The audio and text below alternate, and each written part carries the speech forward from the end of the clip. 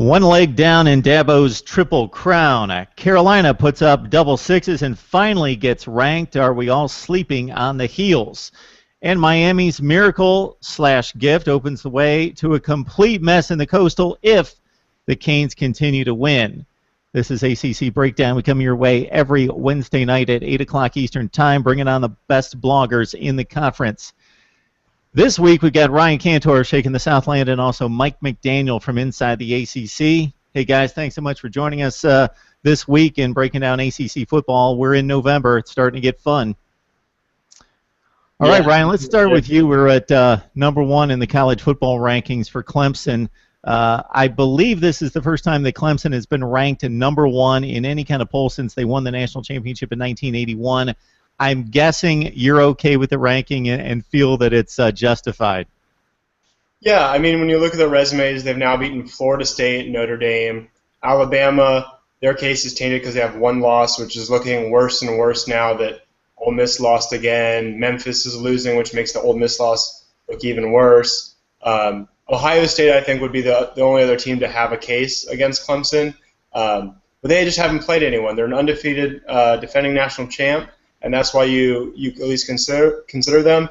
But who have they beaten? Virginia Tech, Minnesota. So Ohio State will absolutely get their chance to prove that they're the number one team in the country, and I mean before the playoff, because they still play Michigan State, they'll still play Michigan, and best case scenario, they'll play an undefeated Iowa, which could vault them to number one. So they'll get their chance. But I think Clemson, Ohio State, 1-2 in my book right now. Yeah, that Notre Dame Florida State twosome in regards to winning two games against a top quality competition, difficult to beat across the country. Mike, any thoughts in regards to the college football rankings when you see Clemson at 1? You drop down to Florida State at 16. They were ranked at the same spot last week, but considering a quality loss, if there is such a thing, on the road at Clemson, a game that went deep into the fourth quarter, and then North Carolina finally, with only one loss, they finally get ranked at number 23. Yeah, I just think it was kind of surprising that North Carolina wasn't shown enough love until this point in time, and finally it takes them 66 points on the board on the offensive side of the football, and then blowing out a Duke team at home that was, for Duke, they were ranked 23rd, so essentially a nice little swap there from one week to the next. But the way I look at it with Clemson being at 1, I don't think there's any issue with that. They've played tough teams throughout their schedule. They beat Notre Dame at home in a very tough matchup. Notre Dame's also ranked in the top 5, so sitting there at number 4. And as far as Florida State's concerned, I mean, even though they hadn't moved despite losing a tough one to Clemson on the road, there was a lot of movement around them, so I'm not 100% sure that it's that big of a deal that Florida State stayed exactly where they were despite having 2 losses. So all in all, I think the ACC is well represented based on how the teams have played to date. I think North Carolina will get their opportunity, probably not until the ACC championship, in all honesty, to vault themselves into the top 10, top 15. I just don't think they've played enough teams in the conference schedule and then the non-conference as well to receive the sort of hype that they might deserve with that offense that they have that's as explosive as it's been over the last couple of weeks.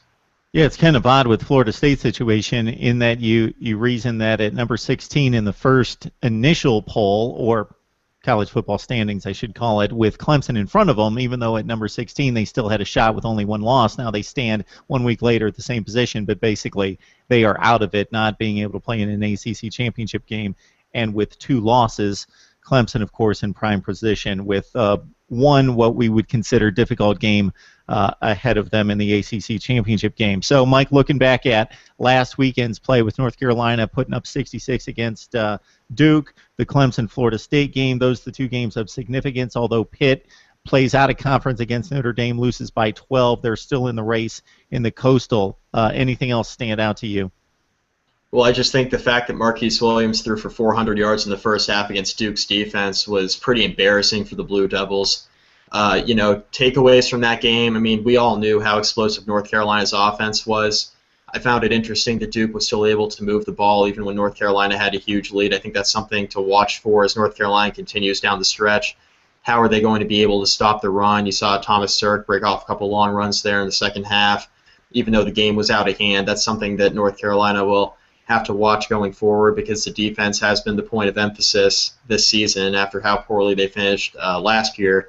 Their defense is much improved. Their offense is what it has been for the last couple seasons, and that's the reason why they're in the position that they are with only one loss here as we head into Week 12. So I just really like the way that North Carolina has played. As far as the other games last weekend, I thought Pittsburgh put up less of a fight than I would have expected against Notre Dame. Notre Dame's a very good team. They're in the top 4 for a reason. They have an extremely explosive offense, but Pittsburgh's defense that was so vaunted and so well thought of all of a sudden looks like it was just a product of the schedule that they had played to date. So it surprised me that Pittsburgh's defense kind of laid down the way that they did. And I think Clemson showed a lot of resilience there. A really tough home game against Florida State because the Seminoles are a very good team. Dalvin Cook, he's going to get his. I mean, Boston College is the best rushing defense in the country. They're the only team that's really been able to slow him down. And Cook was able to rush for 200 yards, and Clemson still was in control there late in the game with Deshaun Watson, the way he's been playing. So I think Watson's put himself into some serious Heisman consideration given the way that he's played. I know there's some tough competition there, but the Heisman Trophy is as wide open as it's been the last couple seasons. So there are some players outside of the ACC that you could consider from Derrick Henry on down the list. So all in all, the games kind of went as I expected. I was hoping Notre Dame would show up because Pittsburgh was one of those teams remaining on their schedule that that they could put up a good fight against and maybe make a statement. And the way that Clemson played is kind of how you expected them to play at home in the second half. And then North Carolina, I mean, I expected them to put up a lot of points against Duke, but maybe not 66. So that surprised me a bit. Yeah, it's interesting that Notre Dame may be joining Alabama's 2 one-loss teams that actually don't need any help at this point. If Notre Dame wins out and defeats Stanford, they're in great shape. All right, let's focus in on the number 1 team in the country and set up Ryan here because I think we talked about it last week. Florida State, a bit down this year for their standards.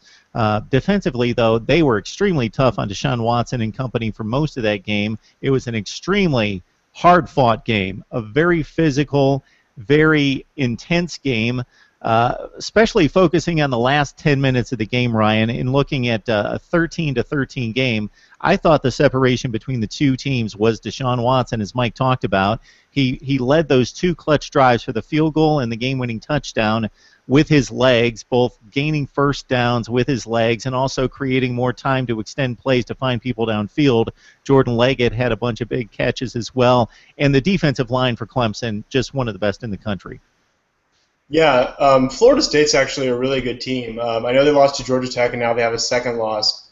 They may have played their best game of the year in Death Valley. Their defense averages a Rivals 4-star rating, or at least their starters do.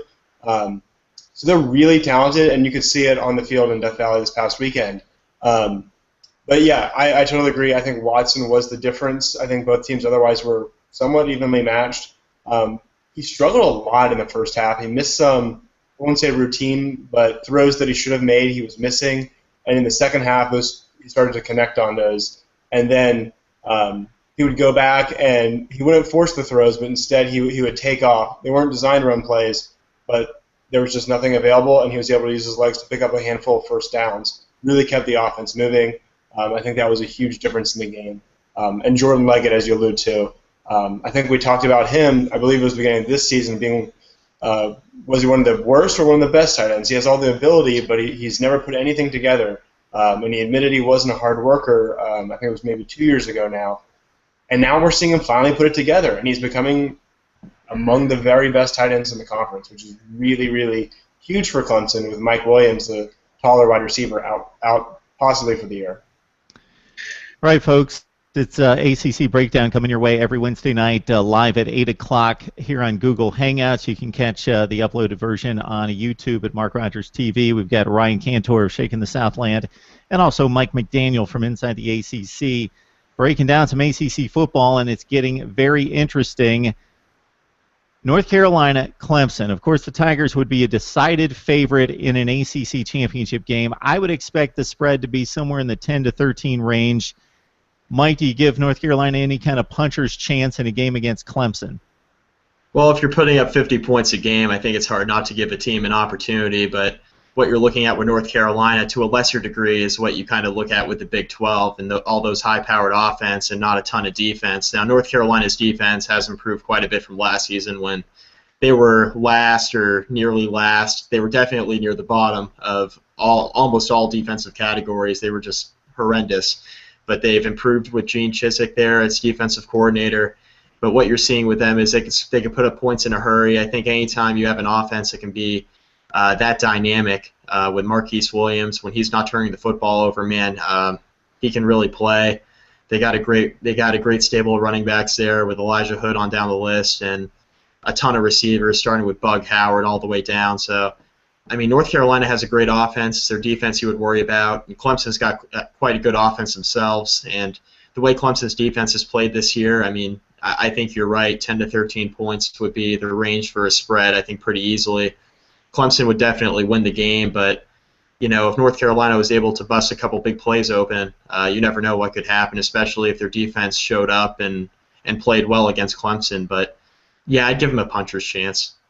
Ryan, we alluded to it off the top. Dabo Swinney in the locker room said after the game, hey, guys, we're going for the Triple Crown. We've talked about it.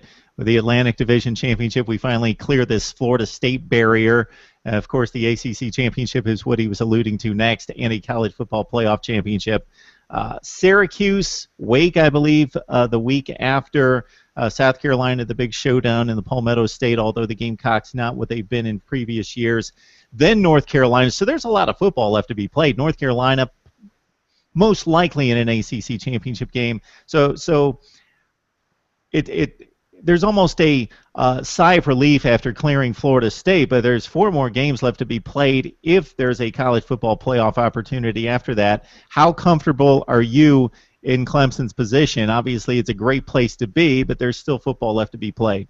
Yeah, you know, I'm not too worried about seeding at this point because, as you alluded to, there's plenty of football to be played, and we don't even know who the 3 and 4 seed are going to be. So I don't get too worried about that. Right now, I just want to make sure we're going to win out. And Syracuse doesn't concern me too much. We beat them both years that we played in the ACC. Honestly, I'm hoping that we can beat them like we did Miami, and maybe they'll get a new coach, start running the program a bit better.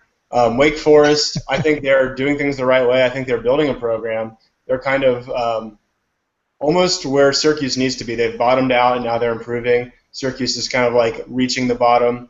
But I think Wake is, you know, we don't have to play our A, B, or maybe even our C game to win that one at home. South Carolina is a little trickier though. They've got a fair amount of talent, and they're going to be playing they're going to come out firing.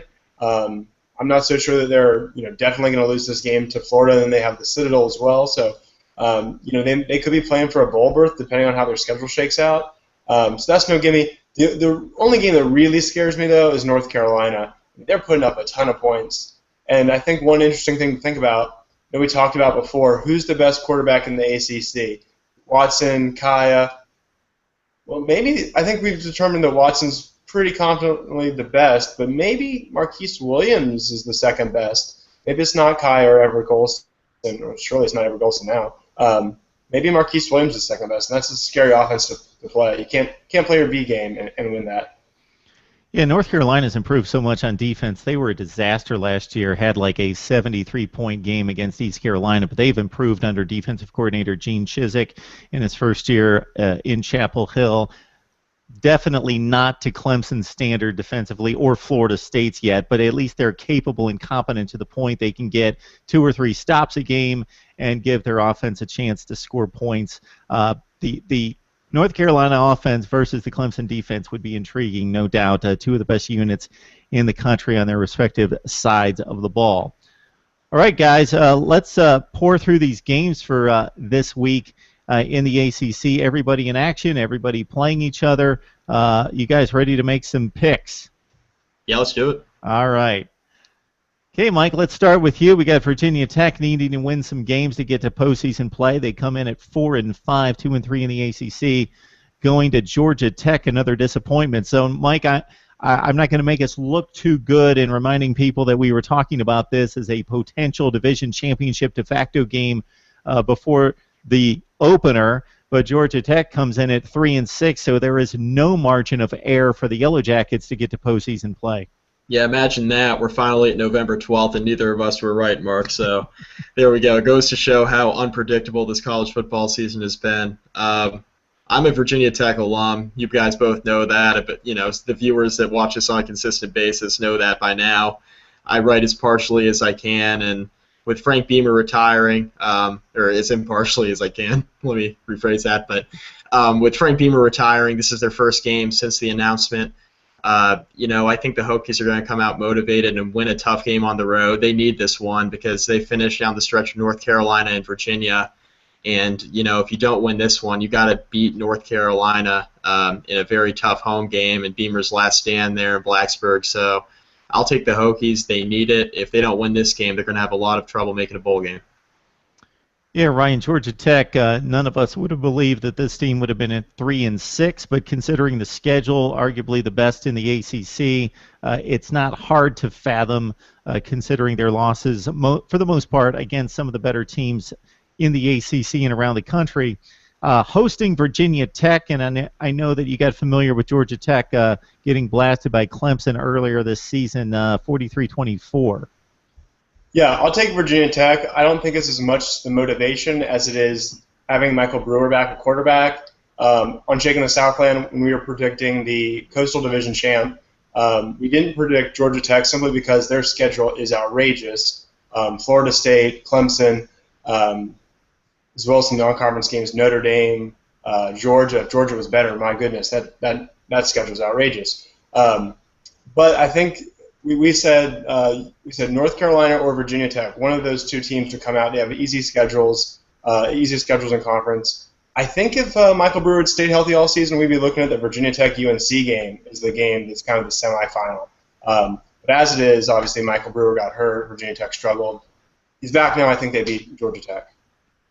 All right. We've got Pitt, who's still wanting to see some chaos in the Coastal Division where they would still have a chance if North Carolina loses a couple games. Pitt comes in at 6-3 after the loss to Notre Dame at 4-1 in the conference. Duke at 6-3 and 3-2. Or are they 7-2 and 4-1? Of course, the Miami play counts against them, unfortunately, for the Duke Blue Devils. So, Mike, you got Duke hosting Pitt in a game that could matter if Carolina falls apart. Yeah, and for Duke, I mean, let's cut them a little bit of slack. I mean, they did get walloped last weekend, but how much of that was due to the hangover that was that loss to Miami a couple of weeks ago that was just so terrible with the way that ended and the officiating and the whole nine that you guys covered last week. But I'm going to take Duke in this one. Pittsburgh struggled of late, and I'm not really sure if their offense is going to have enough. I mean, Duke's offense, for what it is, Thomas Sirk's effective. He's been able to throw the ball a little bit better in the last couple of weeks despite getting blown out last weekend. I think Duke will come out motivated. They're a much better team than they showed last weekend against North Carolina. I think David Cutcliffe will make sure that all the I's are dotted, all the T's are crossed this week, and no more fundamental mistakes. I think that really killed Duke, especially on defense last weekend. So I'll take Duke to beat Pittsburgh. Again, Ryan, if North Carolina falls apart, there's an opening here for Duke or Pitt. Otherwise, it's basically for bowl placement in the ACC with Duke hosting Pitt. Yeah, in Durham, I'll take Duke, but I will say I'm weary. It seems like Duke fades hard in the second half of the season, a handful of times now. But without a lot of confidence, I will pick Duke. Hey, Ryan, let's stay with you with the next game with NC State 6-3. They were a bit of a dark horse pick for a number of people in the Atlantic Division. Obviously, that didn't turn out. They're not quite at the level of Clemson and Florida State. They go to Tallahassee. We'll see if Florida State picks up the pieces and feels good about the performance at Clemson and still has something to play for. Or maybe they think, hey, championship standards, those are what the expectations are, and we really have nothing to play for at this point. You got Florida State at home at 7-2 taking on NC State. Yeah, I think Florida State wins this. I thought it was really interesting that in the AP poll, North Carolina was above Florida State, and so I commend the committee, the playoff committee, for not just looking at record and they have Florida State above UNC, even though they have a worse record, because frankly, doesn't everyone believe that Florida State's better than UNC? And they're certainly better than NC State. So unless they're completely just unmotivated, I think Florida State wins. Guess our one comparison game would be North Carolina defeated Georgia Tech, and Georgia Tech defeated Florida State. I don't believe in the transitive property, but you can go that direction. All right, Mike, you got NC State taking on Florida State. Again, bowl seeding is about the best we can do here in regards to incentive. Yeah, I mean, Florida State will still try to sneak into a New Year's Six somehow, some way, but I mean, the way things are going right now with everything that's happening in front of them, they can't worry about that. Only who's on their schedule this week, and that's NC State. Looking at the Wolfpack, I mean, they were a team that went into last weekend's game against Boston College, and Jacoby Brissett and that offense snuck by. It was 24-8, but it was ugly. I like Florida State in this one. I think Dalvin Cook is running as well as anybody in the country right now. He's a guy that's not getting nearly the respect that he deserves. I don't know if it's because Florida State's down this year or what, but he has the numbers that are comparable to Derrick Henry, at least in yardage, not necessarily touchdowns. He has a couple less touchdowns than Derrick Henry, but with Florida State's schedule, I think that's hurting them a bit in Dalvin Cook's Heisman case. But I'll take Florida State. I just think their rushing offense is too strong, and Sean McGuire has done a nice job over the last couple of weeks filling in for Everett Golson. Okay, Mike, the Mike London countdown is 3, and it's Louisville on the road for the Virginia Cavaliers, and whoever gets that spot in Charlottesville, I think, has a decent roster to work with, considering the losses that have mounted for the Cavaliers. Virginia at Louisville. To Virginia's credit, they have played well the last couple of weeks. Now, I think this is finally time for them to pull the plug on Mike London. I mean, this is kind of the point in time. We got, the three of us were talking a couple of weeks ago about Al Golden right before he was canned later in the week. And, we were saying, okay, when's it time for him to go? Well, he goes, and I think Mike London has finally, overstayed his welcome at Virginia, despite being more competitive the last couple of weeks. They got embarrassed against Boise State. I feel like that was almost like the last straw, and now they're just, giving him the respect that, he deserves being the Virginia coach for the time that he has. So I'm going to take Louisville. I don't know who's going to play quarterback. Bolin filled in last weekend for Lamar Jackson, who was suffering from an injury, and he was questionable. He dressed but then never played. Bolin threw for over 300 yards. I have no idea what Louisville's doing at quarterback, but they have more talent than Virginia. I think they win the game.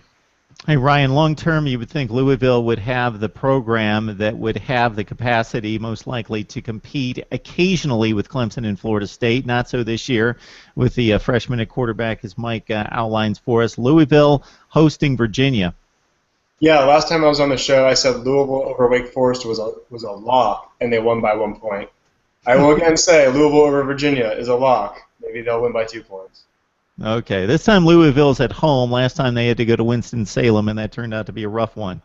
All right, guys, let's stop right here. Can you imagine if Miami can win out, including the win against North Carolina, then North Carolina still has a pretty tough game against North Carolina State. That creates a tie. Miami would win a head-to-head tie against North Carolina to win the Coastal Division, considering what happened at Duke a few weeks ago, where it was basically determined, looking at the videotape, that Miami should have never scored that touchdown. Can you imagine Miami going to the ACC championship game based on that play?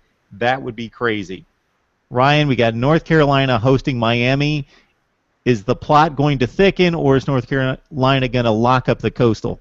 I think last week we saw how well North Carolina played, and a lot of people started to believe maybe they're for real. I think you see that in the rankings when they finally broke in. I think in Clemson circles, people started talking about, wow, this will be a challenge. I think this week we really get a little bit more confidence in whether or not that's true. I'll take UNC, but wouldn't be surprised if they lose. Maybe they're not for real, but I am going to pick UNC. And to your point, if Miami wins, it creates a huge mess because they already have the 2 losses because they had to play Clemson and Florida State. Pittsburgh could work their way back into it as well. For as bad as Miami's been in spots this year, magnified by the 58-0 showing against Clemson, they did have to play the 2 toughest teams in the conference, Clemson and Florida State, something that nobody else in that division outside of Georgia Tech had to do, and they're still hanging in the race. If they had So Cincinnati, no one would think anything of their postseason. Yep, exactly. So, Mike, we've got North Carolina hosting Miami. Very big game here. Yeah, I mean, Miami didn't show up against Clemson's offense. North Carolina's offense is just as good as Clemson's, or just below Clemson's, depending on how you look at who they've played, based on their schedule. But I'll take North Carolina. Miami's picked a really, really horrible time to be matched up against the Tar Heels. They're on fire right now. Marquise Williams is coming off of the best passing game in his career. And he's just a guy right now who just can't be stopped, and that whole offense is just a force to be reckoned with. So I'm going to take North Carolina, and I think they'll cover. It's a 12.5-point spread, and I think the Tar Heels are for real. I'm finally a believer. I wasn't for quite some time, but they've made a believer out of me, and I think they win this weekend. This might be the most oxymoron comment I can possibly come up with, but I'm going to say it anyway. Wake Forest might be the most impressive bad team out there, or the toughest out for a bad team out there. They're 3-6, but they were extremely tough against Louisville, as Ryan mentioned, and against Florida State. They took that down to the last possession as well. They beat Boston College. They're 2-2 in the conference. So Wake Forest has a very, very slim chance of making postseason play because of the 3-6 overall record, Mike. But we got Wake Forest taking on Notre Dame and South Bend. Now, the teams you described there with Louisville, Florida State, as well as Boston College, the difference between those three teams and Notre Dame is that they don't have the offense that the Irish have.